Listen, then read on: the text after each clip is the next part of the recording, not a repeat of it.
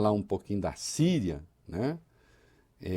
Que nós vimos a Síria caiu de repente assim. Não foi de repente, certamente havia informações precárias a respeito da real situação da Síria. E à medida que o Irã perdeu, enfim, o Irã está envolvido com outras questões, né? Que era um dos financiadores do Hezbollah, que por sua vez garantia também, de algum modo, posições ali na Síria. Enfim, o apoio do Bashar al-Assad se desmilinguiu, né? Os russos caíram fora, né? Estão ainda algumas bases ali que provavelmente não serão atacadas, vamos ver, né? Mas a Rússia falou, bom, nós não vamos entrar nessa guerra.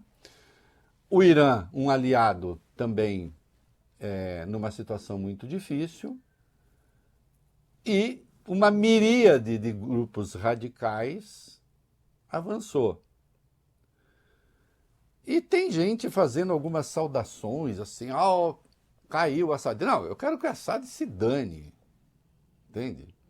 Eu já queria que o pai dele se danasse, o Hafez Assad, que também era um sanguinário, como filho. Uma ditadura familiar de 50 anos.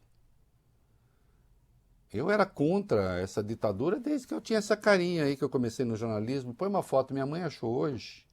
Olha só que gatinho que eu era. Olha só, você vê? Como o tempo passa, a gente fica, né? É ruim de olhar, mas também é bom. Quantos anos aí, Reinaldo? Hã? Quantos anos aí? Eu tinha 25. Tudo bem. 25, gatinho, né? Pegador e tal. Né? Falta a Larissa aqui, né? Para pelo menos concordar comigo minimamente, que vocês, obviamente, não vão fazer, embora tenham pensado. De fato. Mas olha aqui. Lembra quando veio a tal da Primavera Árabe? Se pegar tudo que eu escrevi, diz que primavera. Que primavera? É inverno. Virão ultra-radicais.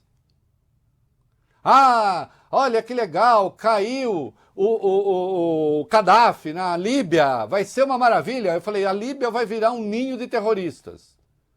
O que é a Líbia hoje? Um ninho de terroristas. E nós lembramos o massacre do embaixador americano.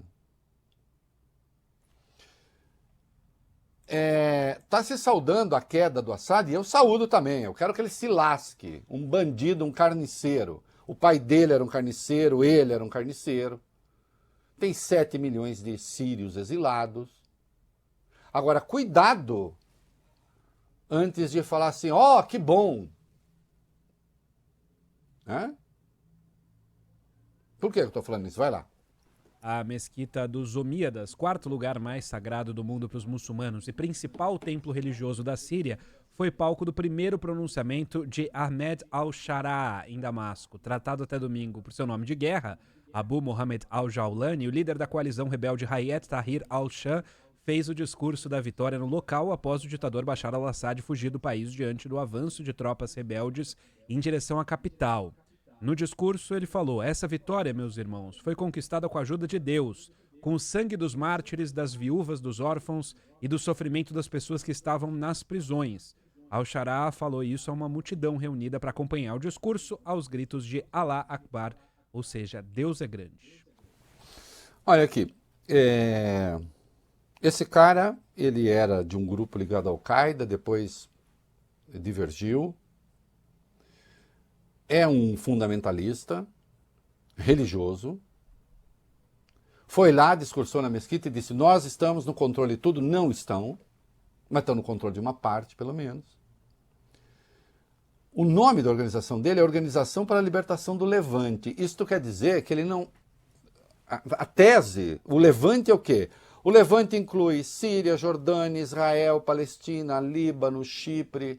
A ideia, que era a ideia do califado da organização lá, como é que Estado Islâmico. Estado Islâmico, a ideia do califado também era no Levante. Então, uma coisa é certa, democracia, ele não quer.